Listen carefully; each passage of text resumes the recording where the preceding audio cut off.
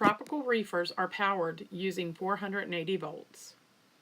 Electrical shock is possible and can result in serious bodily injury and/or death.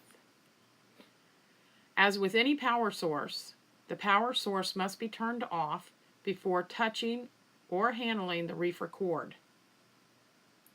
With the power source off, unlock the safety ring from the power plug.